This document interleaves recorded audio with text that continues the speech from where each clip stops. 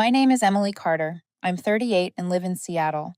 I've been with Helix Dynamics for almost 7 years, a medical tech company that makes surgical implants and operating supplies. If anyone asked what I did for a living, I'd tell them it was the only thing I was good at and the only thing I still believed in. After the divorce, I threw myself into work, convinced that if I just did it well enough, everything else would somehow fall back into place. I started out in logistics, tracking supplies and shipments for major West Coast hospitals. Those first months were brutal. I remember staying at the office 3 nights in a row to fix a supply chain failure. My boss then, Mark Ellison, walked in, handed me a cup of coffee, and said, "You're someone I can rely on, Emily. Keep this up, and you'll go far." From that moment, I believed he meant it. Mark had the confidence of a mentor, a man who made every task sound like a calling, and I was young enough to believe him. Over time, I became one of the key managers in operations. I built teams, trained newcomers, and streamlined processes. My projects always hit the targets. I used to think Helix was where I'd spend the rest of my career.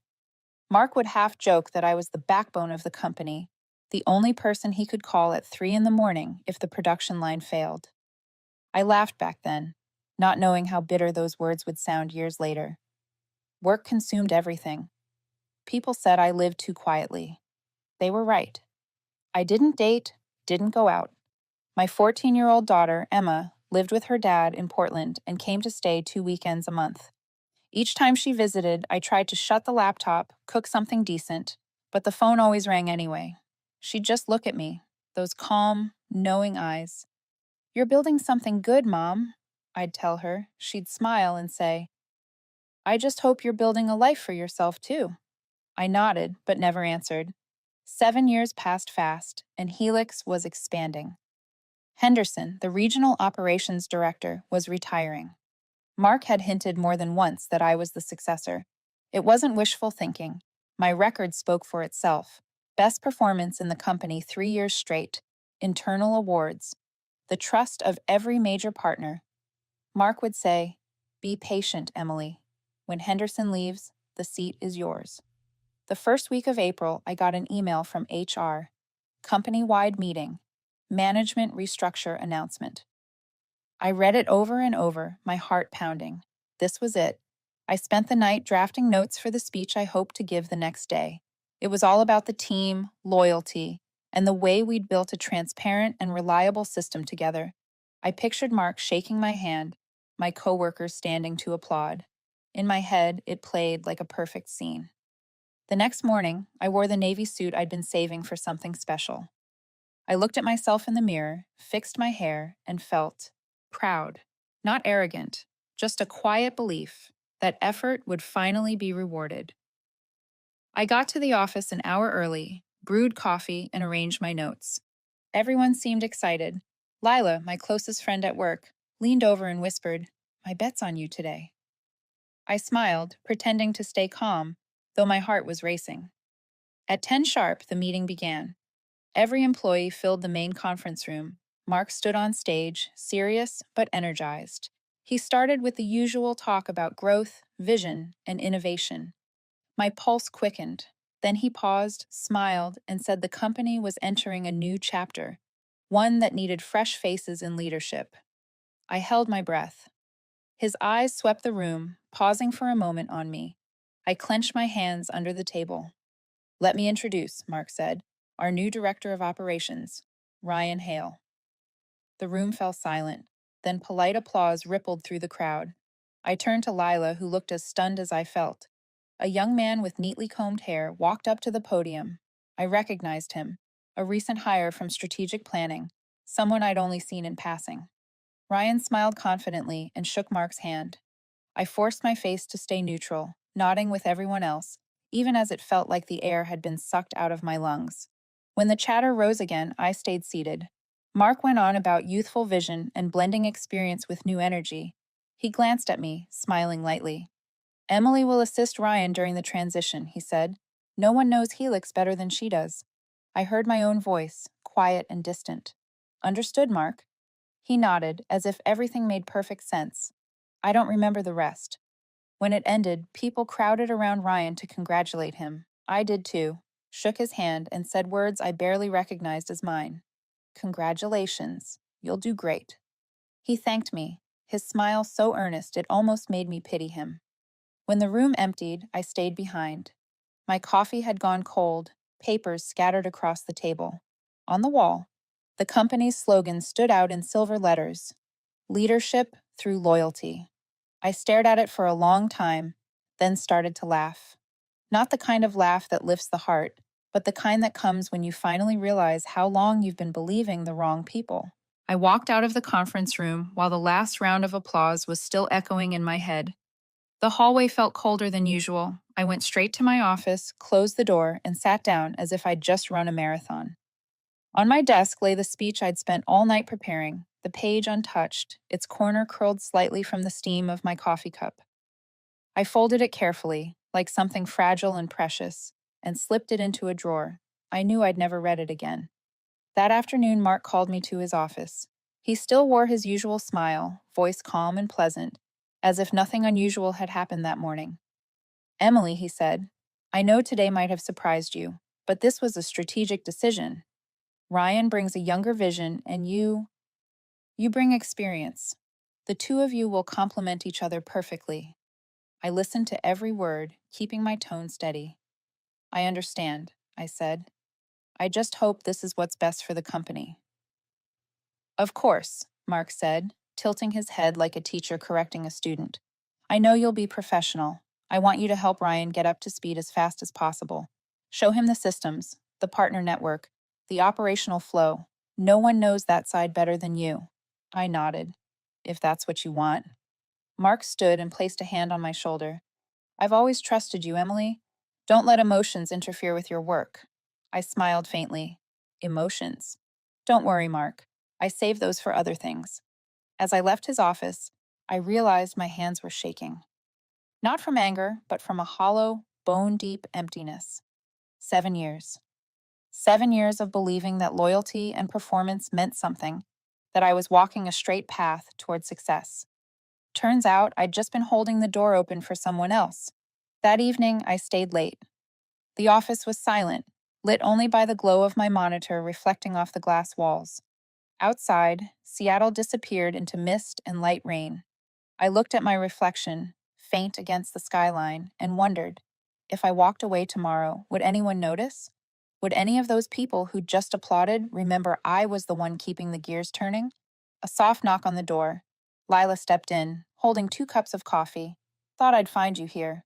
I took one, managed a small smile. You guessed right. She sat across from me, quiet for a moment before saying, I'm sorry, Emily. That position should have been yours. I know, I said. But clearly Mark had his reasons. That reason is named Ryan Hale. I looked up. Lila shrugged. He's Richard Hale's son. You know, Hale Medical, the company that supplies Helix with surgical materials. They've been partners for years. I didn't speak. I knew about Hale Medical, knew how profitable their contracts were. I just never thought Mark would let friendship steer a company decision. Lila sighed. He's been here 5 months, Emily. 5. Can you believe that? I let out a dry laugh. You forget where we work. Around here, anything's possible as long as you play golf with the right people. She smiled sadly. Just don't give up. You're better than all of them. I stayed long after she left. Her words echoed in my head, blending with the sound of rain against the window. I opened my laptop, pulled up the latest quarterly report, scanned the numbers, the emails, the metrics, anything to keep from sinking into the fog of pointlessness spreading inside me.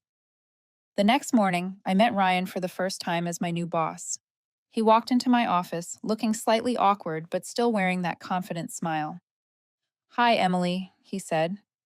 Mark told me we'll be working closely and that you'll help me understand the system. That's right, I replied, keeping my voice neutral. We'll start this week. There's a lot you'll need to learn. I'm looking forward to it. It's an honor to work with you. He meant it. I looked at his young, earnest face and realized I couldn't hate him. Ryan wasn't the one who stole my role, at least not directly. He was just the product of a decision I couldn't undo. Later that afternoon, Mark sent me a short email. Emily, Thank you for your professionalism. I know you'll help Ryan succeed. You've always been the backbone of Helix. I read it again and again, bitterness rising in my throat. Backbone, I thought. A backbone never moves, no matter what they build on top of it. That night, I came home late as usual. The kitchen light was the only one on. I picked up my phone and saw a message from Emma. Mom, I got an A in science. I'm coming home this weekend. I stared at the little text until my vision blurred. That's amazing, sweetheart, I typed back. I'm so proud of you. I sat there, listening to the rain on the roof, thinking about how patient and bright she was. So much like me when I first joined Helix, back when I still believed that hard work was enough. I turned off my phone, took a sip of cold water, and realized, for the first time in 7 years, I wasn't sure I believed that anymore. 3 days after the meeting that changed everything, I officially began training Ryan. He showed up on time, laptop in hand, looking polished, like he was about to sit for an interview instead of stepping into a system he barely understood. I think we should start with the Northwest Distribution Network, right? He said, eager. I nodded, opening the operations dashboard. Right. But before you think about managing anything, you need to understand why it was designed this way in the first place. I walked him through how we built the backup warehouse system, the emergency delivery routes, and the weak points in each supplier's chain. Ryan nodded along, typing constantly, but I could tell he wasn't really processing it. He was bright, sure, but raw. And worst of all, he didn't yet know when to stop talking and start listening. So if there's a problem with the Spokane warehouse, I asked, what would you do? We'd reroute shipments from Seattle, he said quickly, if inventory's still up. And if Seattle's empty too? He paused, frowning. Maybe find a replacement vendor? Not wrong, I said, but not enough. You call the 3 hospitals waiting on supplies first and assess urgency. Then check with the partner reserve in Portland. They can back us up within 18 hours if needed. Ryan nodded slowly, and for the first time, I saw him hesitate. How do you even remember all those connections? I don't. I built the system so I wouldn't have to. What matters is knowing how to think before you act. We worked through the morning. At noon, Ryan went to lunch with Mark, and I went back to my desk. When I opened my inbox, a message from Lila popped up. Want to talk for a minute? I walked to her office, and she shut the door the second I stepped inside. You won't believe this, she said, eyes tense. Ryan just got added to the strategic decision group. What? I frowned. Yeah, the one Mark personally leads. They meet every Thursday. You're not in that group, are you? Never have been, I said. Mark claims we don't need too many voices involved right now. But Ryan's brand new, and he's in. How does that sound to you? Something cold crept down the back of my neck. I tried to stay calm. I think they can pick whoever they want. That means they don't plan to include you in the core decisions anymore, Emily. You're the one who keeps this place running, and they still shut you out. I didn't answer. I knew she was right. This wasn't about Ryan's promotion anymore. This was about Mark rebuilding his power structure, and I was being quietly pushed to the edge of it. That afternoon, I went to the Seattle warehouse to check inventory and met with Olivia, the warehouse manager I trusted most. She handed me the latest inbound report, then lowered her voice. Emily, did you hear? They say Ryan's reviewing the inventory process. I haven't heard a thing. What if they switch the whole system to Hailtech software? I froze. Hailtech. Subsidiary of Hale Medical, run by Ryan's father. A program that had never been tested on supply chains as complex as ours. If that rumor was true, Ryan wasn't just some young new director. That night, I called Lila. Can you check if Hailtech's in talks with IT for a contract? I don't know if I can access that level of data, she said. Just find out if negotiations are happening. If they are, then this isn't just a restructure. It's a transfer of control to the Hale family. After the call, I sat alone in the living room for a long time. Rain still fell outside. I thought of the first time Mark took me to an industry summit in Chicago, proudly introducing me as the one who keeps this machine from falling apart. I used to take pride in that, but now I saw it clearly. To him, I'd never been more than a tool, replaceable, forgettable. A message chimed on my phone. It was from Emma. Mom, you seem sad. Are you okay? I stared at the words and typed slowly. I'm trying, she replied right away. You're the strongest person I know, but you don't have to be strong alone. I gripped the phone, feeling something shift inside me. For the first time in years, I felt like I was standing halfway up a steep hill, and all that mattered now was choosing. Keep climbing or take a different road. The next morning, I got to the office early. Ryan wasn't in yet. Mark was upstairs in a meeting. I reopened the contract archives and found a string of emails between Mark and the Hailtech group. Vague subject lines, full of phrases like strategic integration and potential partnership. I saved everything. Not because I wanted to destroy anything, but because I needed to know whether the years I gave to Helix were being turned into profit for a family I never agreed to serve. I spent almost the entire next morning reviewing the files I'd saved. Every email thread, every contract note had one thing in common: Mark's signature and the Hale medical seal. Everything looked legitimate on paper, but if you paid attention, there were subtle edits buried in the technical descriptions: material type, source, testing standards. I used to oversee material validation back when I worked in logistics, and I knew how dangerous small changes like that could be. A minor deviation in tensile strength or bioreactivity could mean implant failure, even life-threatening complications. I called Olivia and asked her to inspect the new shipment from Hale Medical. 3 hours later, she called back, her voice trembling. Emily, you need to see this. I drove to the warehouse that afternoon. Olivia opened a crate and pulled out a few sheets of silver white material. The surface was rougher than the standard type, almost unpolished. I ran my fingers across it. I tested it, she said, and the residual oxide levels are triple the limit. If this gets used in surgery, it could cause severe inflammation. I stayed silent for a moment, then said quietly, Thank you. Keep this between us. Tell no one. Driving back to the office, I could feel something collapsing inside me, not just trust, but the foundation of everything I'd spent 7 years protecting. I waited until the end of the day to confront Mark. He was in his private conference room, half watching a report, half on the phone. When I walked in, he looked up, signaled for me to wait, then hung up. What's going on, Emily? I need to talk about the new shipment from Hale Medical. Oh, right. I already signed off on that. Is there a problem? A serious one, I said, keeping my voice steady. The material isn't up to standard. I verified it. If it's used, it could cause inflammation, even device failure.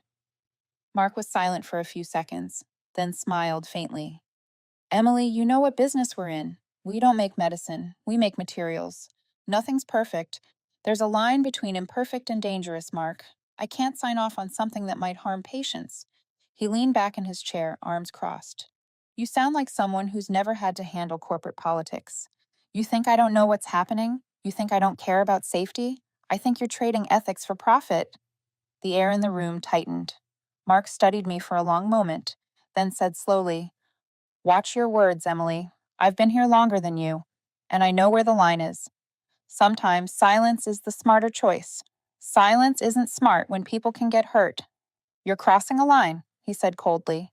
If you can't handle the pressure, I can assign this project to someone else. Then do it, I said. But I won't sign. I left before he could respond. My heart pounded, not from fear, but from anger. I'd never spoken to Mark that way before. Lila's words echoed in my head. Don't trust promises too easily. I had trusted, and now I was paying for it. That night, I opened my laptop at home and began documenting everything: emails, contracts, inspection reports, and photos of the shipment. I stored them on an external drive and sent a backup to my personal email. When I finished, I realized my hands were shaking. I didn't know if I was doing the right thing or just lighting the fuse on my own downfall. The next morning, I got to work early. There was a white envelope on my desk from HR. Inside was an invitation to a mandatory mid-cycle performance review. The bold print read, Required meeting, 3:00 p.m. I knew exactly where it came from. At the appointed time, I entered the small conference room. The HR director was there, along with someone from legal. They spoke in soft tones about recent feedback regarding workplace behavior. A few team members felt I was creating tension. They spoke in that polished corporate dialect, impossible to challenge, yet painfully transparent. "We just want to ensure a positive work environment," the HR rep said. "All we ask is that you stay cooperative and reduce confrontational communication with leadership." I smiled. I understand. But maybe you should start building that positive environment by making sure employees aren't pressured into doing something wrong. No one replied. When I walked out, I saw Mark standing in the hallway, arms crossed, eyes cold and warning. He didn't speak. He didn't have to. That evening, I sat in my car in the parking lot, engine off. The city was wrapped in a thin fog, streetlights glowing against the wet pavement. I thought of Emma, of what she'd said last week. "You're the strongest person I know." I smiled faintly, a tired, bittersweet kind of smile. Strength doesn't mean you're never scared. It just means you keep walking, even when you know the road ahead might break you. I unlocked my phone and typed a single line into my notes. "If they want me silent, they picked the wrong woman." I spent that weekend weighing every possibility. Every time I thought about blowing the whistle, the same question came back. What would happen if I did? I could lose my job. They could smear my name. They could make sure every hiring manager saw me as a problem. But if I stayed quiet, those faulty materials would still be used, and that would make me complicit. Monday morning, I walked into the office with a heaviness I couldn't shake. Ryan was at his desk, staring at his screen with a confused look. When I passed by, he called out, "Emily, do you have a minute?" I turned around. "What is it?" He lowered his voice. "Do you know anything about the Hale medical shipment? I just got a complaint from Delta Care Hospital in Portland. They said the batch isn't meeting standards. There's visible corrosion." I froze. "Do they email you directly?" He nodded, eyes down. "Mark told me to ignore it, said it was just minor feedback, but I'm not so sure. It doesn't seem normal." "You're right," I said. "It's not." For a moment, I just looked at him. It was the first time I'd seen uncertainty in his eyes. No trace of that confident glow from someone who thought he'd been chosen for his talent. Just the realization that he might be a pawn in someone else's game. "Ryan, do you know why you were promoted? Because I'm his friend's son?" "Exactly. And because he needed someone easy to steer, someone who wouldn't ask questions." Ryan was silent. I sighed. "You have a choice now. You can stay a part of this, or you can stand on the right side." He nodded slowly. "If you need anything from me, I'll help." I didn't answer right away. I wasn't sure I could trust him completely. But at least for now, Ryan wasn't the enemy. Maybe he was just another person caught in a game he never really understood. That afternoon, I met Lila at our usual cafe near the office. She had dug up part of the information I'd asked for. "Helix is negotiating with Hailtech to integrate their logistics software next quarter," she said. "It's not public, but it's been told to prep the migration plan. And Mark's behind it?" "Exactly. No official contract yet, but a few engineers from Hailtech have already been hired. Internally, they're calling it the warm-up phase." I took a sip of coffee, trying to keep steady. I have proof of the faulty materials, and of Mark ignoring the hospital's complaints. But I need somewhere to send it, somewhere it can't be buried. Lila looked at me carefully. "I have a friend who's an investigative reporter at the Seattle Tribune, but if you want to try the internal route first, you could submit it to the Medical Device Ethics Board." "I want both," I said. "One formal, one public, so they can't silence it." We spent almost 2 hours planning, breaking everything down. I'd prepared the technical report, copies of the contracts, hospital feedback, and the internal evaluations I'd submitted but were ignored. Lila would reach out to the journalist discreetly, making sure my identity stayed protected for now. That evening, when I got home, Emma was already there. She'd come back earlier than planned. "I wanted to stay with you for a few days," she said softly. "You don't seem okay." I pulled her into my arms, feeling her small head against my chest. "I'm fine, sweetheart. Just working on something important. Are you quitting your job?" I froze. "Why would you ask that?" Emma looked at me, her intelligent eyes far too wise for her age. "Because I know you. You're not happy. And you always do what's right, no matter what anyone else does." I didn't answer. I didn't need to. She already knew. The next day, I filed an official report with the National Medical Device Ethics Board. I attached all the evidence, every document, inspection record, and warning. They replied within 24 hours, confirming an internal investigation and assuring confidentiality. At the same time, Lila texted that the Tribune's investigative piece was underway. The journalist had verified several claims, and publication was expected early next week. I felt like I was standing on an edge. One more step, and there'd be no turning back. By Wednesday, Mark called me into his office. He threw a stack of papers on the table. "You did this?" I glanced down. It was a copy of the report I'd sent outside company channels. The ethics board had already opened an investigation and requested Helix's cooperation. "Yes," I said. "I did." Mark stood, leaning across the desk. "Do you have any idea what you've just done? I just saved this company from a class action lawsuit. You just betrayed my trust, the board's trust, and everything we built here." "No, Mark. I exposed a system that betrayed its ethics long before I did. And as for trust, you lost it the day you turned medicine into a business deal." He exhaled sharply, his voice dropping to ice. "You're finished here, Emily. Even if they don't fire you now, you won't last. You've ended your own career." "I know," I said, "and I'm fine with that." I stood and walked out without looking back. I didn't know what tomorrow would bring, but I knew one thing for sure. I'd made the right choice. Not silence, not submission, and not letting 7 years of loyalty become an excuse to stay safe. I texted Lila, "It's begun. Time to face it." She replied with just one word: "You're not alone." I had never felt the hallway of that company so heavy beneath my feet. The looks people gave me weren't the same anymore. No greetings, no polite nods. Not hostility exactly, but a kind of tense silence that said everything. Someone had clearly spread the rumor that I'd reported the company to outside authorities. Mark didn't need to fire me. He was doing something far more effective, isolating me. I was no longer invited to strategic meetings. Project documents no longer appeared in my inbox. My internal access rights had quietly been restricted. Lila checked the system for me and confirmed it. "You're being quarantined." Ryan had changed too. We didn't speak like before. He avoided eye contact, answered in short phrases, and left meetings the second I entered the room. Maybe Mark had warned him, or maybe he was just torn between two sides. I couldn't blame him. He was too young to understand what loyalty costs when justice isn't part of the equation. I used my remaining time to finish everything I could. No one had suspended me, but no one was giving me new work either. I organized files, updated data tables, and rewrote every internal guideline for handover. Everything was done cleanly, precisely, professionally. I wasn't about to give them an excuse to say I'd sabotaged the company from within. That weekend, the story broke on the front page of the Seattle Tribune. Defective medical implants. Scandal inside Helix Unicorp. The subheading read, "Anonymous source exposes ethics violations in the supply chain. Hospitals and patients bear the cost." I read every line, feeling both relief and dread. My name wasn't mentioned, but everyone at Helix would know.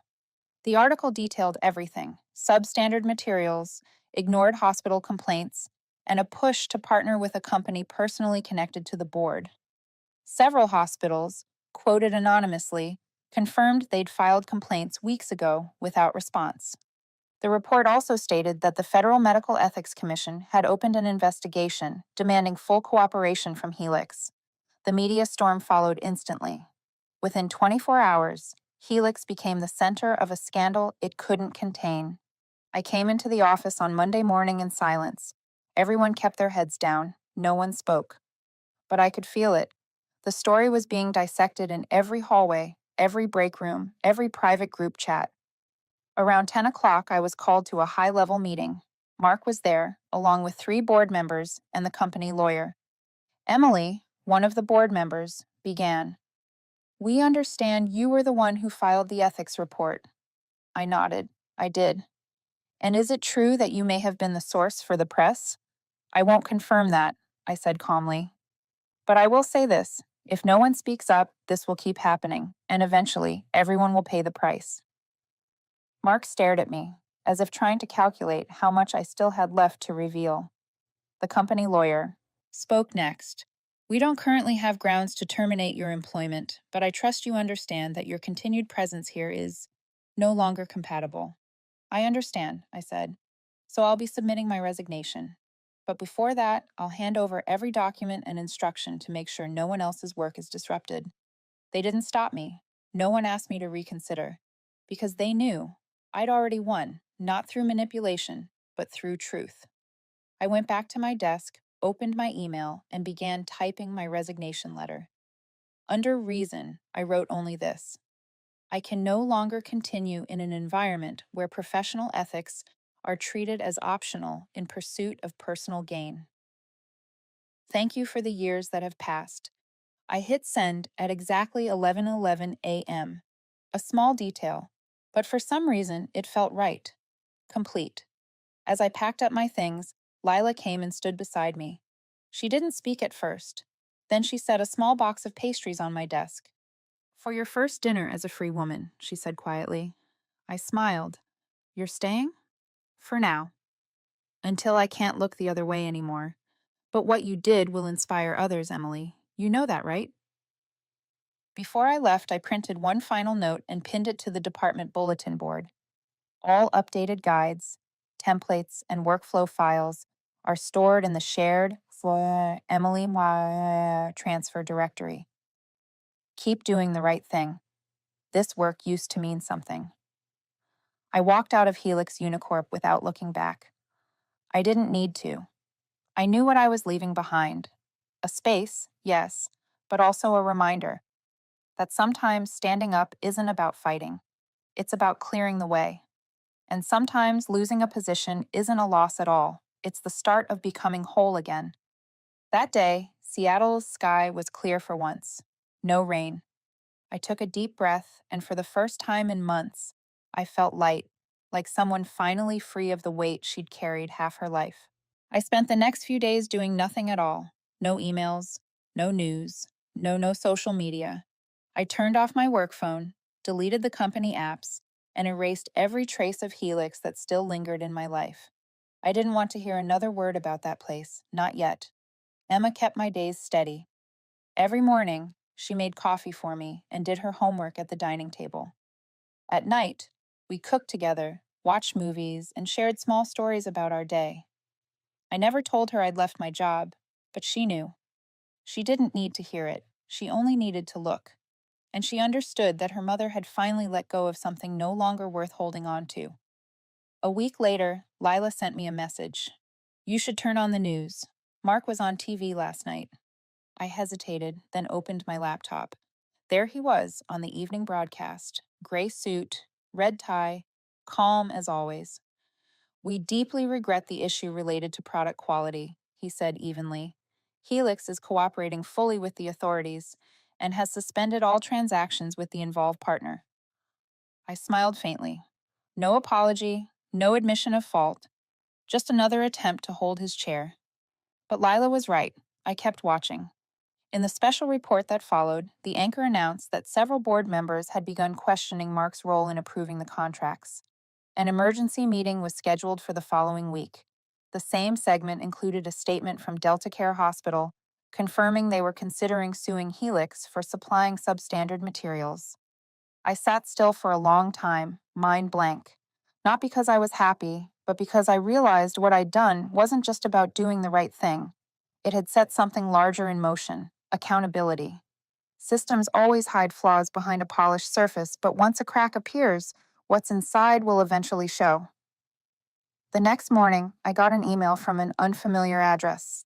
Hello, Emily. My name is Sandra Monroe, CEO of Veritas Meditech. We've been following the Helix case with great interest and would like to meet with you. I'd heard of Veritas, a small but fast-growing company known for transparency and fair workplace culture. I called the number in the email. Sandra answered after 3 rings. Emily, I'm glad you called. I'll get straight to the point. Would you be open to a conversation about an opportunity? I just left a battlefield, I said honestly. We're not looking for people who've never been hurt. We're looking for those who've walked through it and are still standing. Her words stopped me. I paused, then nodded, even though she couldn't see it. I'm listening. We met the next day. Veritas's office sat in a small glass building near Lake Union. Bright, open, nothing like the cold halls of Helix. Sandra was in her 50s, with short gray hair and sharp smile. She didn't waste time. We need a director of quality control, she said. Someone with skill and backbone. You've proven you have both. Don't want to repeat the past, I told her. Then help us make sure it doesn't happen again. The conversation lasted over an hour. Sandra talked about Veritas's principles: ethics first, sustainable growth, never trading integrity for profit. It sounded idealistic, but the way she spoke told me she meant every word. I didn't accept right away. I said I needed a few days to think. She nodded, patient, unhurried. That night, I sat on the balcony, watching the lights from across the lake ripple on the water. Emma brought out 2 mugs of hot cocoa and sat beside me. What are you going to do next, Mom? Rest for a while. But you're not going to stop, are you? I looked at her and smiled. No, I'm not. I hadn't made an official decision yet, but deep down, I already knew. It wasn't about salary, title, or reputation. It was about doing what I was good at, but this time, in a place I could trust. 2 days later, I sent Sandra an email. I'm ready. Let's start the next conversation. That same day, an old colleague from operations at Helix called me. Mark's been suspended, he said. The board just finished the meeting. He stepped down quietly, but everyone knows why. I didn't feel triumphant, just light, like a door had closed softly, no slamming, no noise. And behind it, a new chapter had just begun to open. I started at Veritas Meditech on a quiet Monday morning. No fanfare, no welcome meeting, no speech about new beginnings. Sandra simply walked me to a small office beside the production floor, set an ID card and a stack of documents on the desk. Welcome to reality, she said, then walked away. I laughed not because it was funny, but because it felt right. At Helix, every new position came with a show of flowers, cupcakes, and scripted congratulations. Here, I had a desk, a computer, and one clear expectation. Do it right, do it well, no need for decoration. My first task was to audit the entire quality control process from raw materials to final shipment. Veritas's QA team had only 8 people, all young but focused. I met each of them one by one, no schedules, no hierarchy. I wanted to listen before I looked at numbers. The first 4 days were a blur of records, internal checklists, inspection results, and client feedback. Everything looked fine, but something felt off. Veritas wasn't big enough yet to have a fully automated monitoring system. A few inspection steps still relied on manual checks, which meant human error was still part of the process. Small, but real. I spoke with the lead engineer, Mariana, a Colombian woman with eyes sharp as glass, but a calm, steady voice. I think the system has gaps, I told her. She nodded. I do too, but no one's had time to fix them. Every time I mention it, they say leave it, no issues so far. I smiled. Waiting for a problem usually means it's already too late. I began drafting a proposal to upgrade the inspection system, installing industrial cameras with differential scanning to detect surface flaws invisible to the eye. The cost was minimal, but it would change 3 stages of the production line. Mariana volunteered first to help. She brought 2 others on board. Within a week, I had a small team running pilot tests. On the 8th day, Sandra stopped by the floor, standing behind me as I reviewed the results. How long to implement this across the plant? She asked. 3 weeks if no one gets in the way.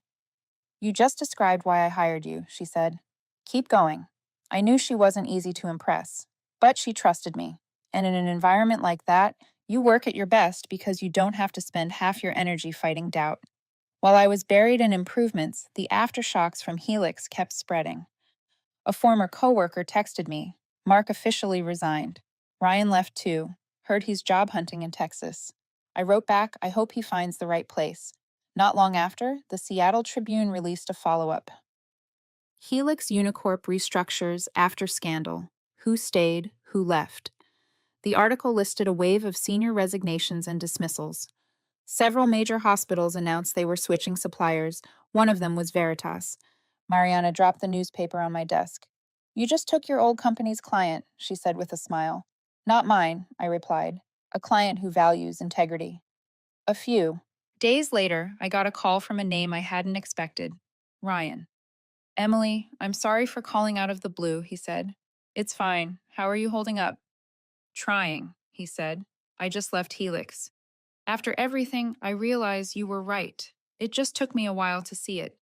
I stayed quiet, letting him speak. I'm not proud of how I stayed silent. But if you know anyone looking for someone like me, could you maybe recommend me? You're smart, Ryan. You've learned from this. I'm sure you'll do better next time. Send me your resume. I can't promise anything, but I'll take a look. After that call, I felt lighter. Not because of forgiveness, but because bitterness had finally stopped following me. By the third week, the new inspection system was fully operational. We caught 3 minor defects in 2 days, flaws no human eye would have noticed. Mariana came by my desk with 2 cups of tea. So what now? Higher output, stronger reliability, and maybe, if we're lucky, a little more pride. She raised her cup. Thank you for not choosing silence, Emily. You've changed more than you think. I smiled. I didn't need recognition. I just needed to know it mattered. That evening, Emma and I walked around the lake. She talked about her history essay, then suddenly asked, Do you miss Helix, Mom? I looked at her, then at the rippling water. No, I said. I miss the version of myself I lost while I was there, but now I've found her again. A year later, I returned to Seattle for a short business trip to attend the National Medical Conference. The city was the same, fine rain like silk, the air still carrying the scent of sea salt and roasted coffee. I had been away long enough to look back without the sting. The conference was held in a new glass building on Pine Street, the same area where I'd once attended Helix meetings. When I walked in, a few people recognized me. Some greeted me. Others looked away. That was fine. I hadn't come to be remembered. I'd come to prove that the past no longer held me. After the panel ended, I walked down the hall to get coffee. A voice behind me called out, Emily? Is that you? I turned. Ryan. He looked different. Gone was the polished, eager young man in tailored suits. He wore a simple shirt now, eyes a little tired, but clearer somehow. Hello, Ryan, I said softly. Didn't think I'd see you here. I'm working for a small company in Phoenix now. They handle recycled medical supply chains. Not big, but decent. That's good, I said. Decent matters more than big.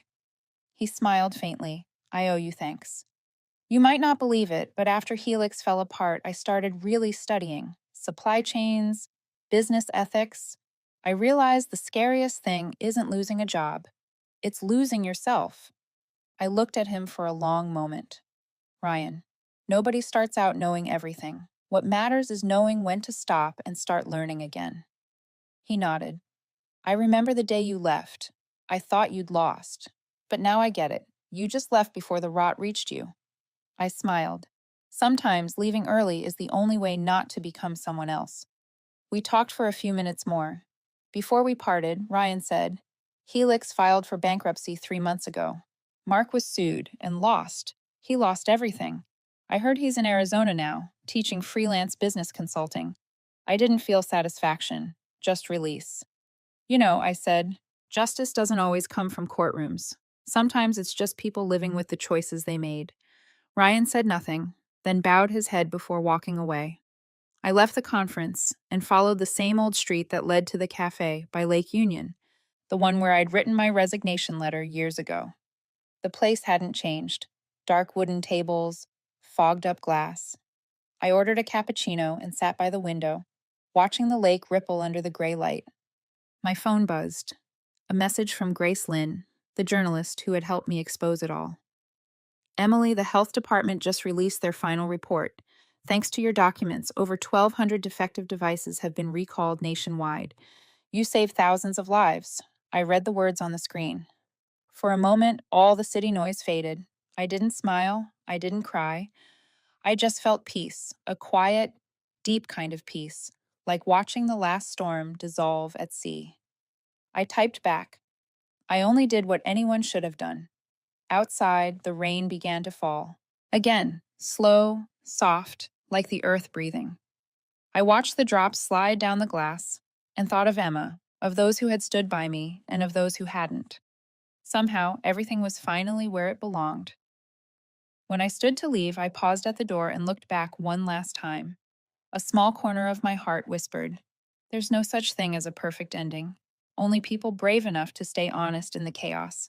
I smiled, stepped into the rain. And if you've stayed with me this far, I want to ask you something. Which moment in this story stayed with you the most? Was it when Emily stood up to her boss? When she walked away in the Seattle rain? Or when she realized justice isn't found in verdicts, but in peace? Share your thoughts below. I read everyone because sometimes your words give strength to those still fighting for what's right. And if you believe justice isn't always loud, that quiet courage can be stronger than 1,000 excuses. Subscribe and turn on the bell so you don't miss the next story, where what's right still finds its way, even through the dark. Thank you for listening, for staying, and for believing in those who choose what's right, no matter the cost. I'm Emily, and this is how I learned to live honestly again after 7 years of loyalty to the wrong people.